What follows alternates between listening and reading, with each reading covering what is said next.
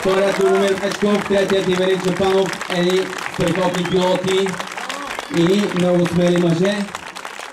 Момчета, заповядайте тук за едни кратки думи, преди да започнем церемонията по награждаването. Любо, заповядай.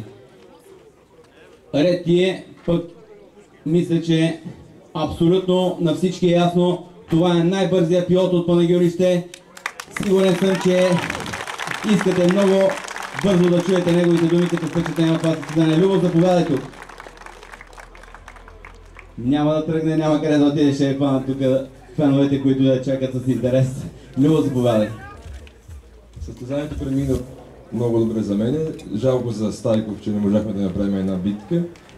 Надяваме се следващия кръг да е на линия и да направим едно състезание, както си го правим винаги.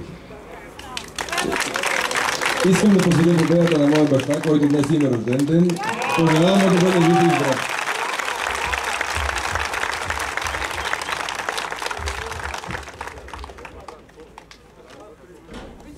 Така, исках аз да поднеса тези поздравления на господин Благовест Каменов. В интерес на истината едва днес се запознах с този човек, който е създал този велик пилот, смятам.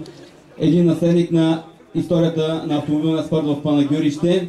Знам, че това състезание беше много важно за него и за това, че на практика в програмата тази година имате право на 2 грешки. Ти вече ги имаш тези 2 грешки, така че как ще продължи сезона за тебе, след като нямаш право на грешка от тук до края на сезона, ако искаш да запазиш шампионската титла? Ами ще се опитаме да не допускаме грешки. Това е техника. Да не ни поднесе изненада.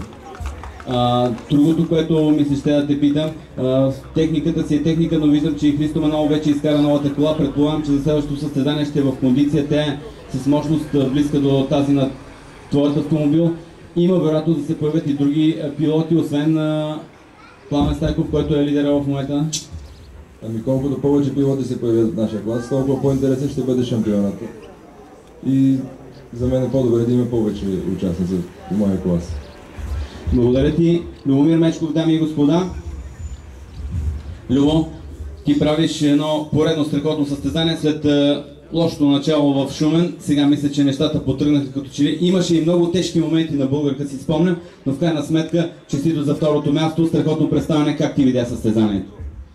Ами, състезанието за мен не тече по най-добрия начин, но нямах право и да не участвам. Имах си причини, но тъй като един от най-големите ни клиенти е Асарел Медетаде и взех участие. Хубаво е, че съм на престижното второ място и се надявам колегите да са доволни, както и публиката, която все пак всички го правим заради нея.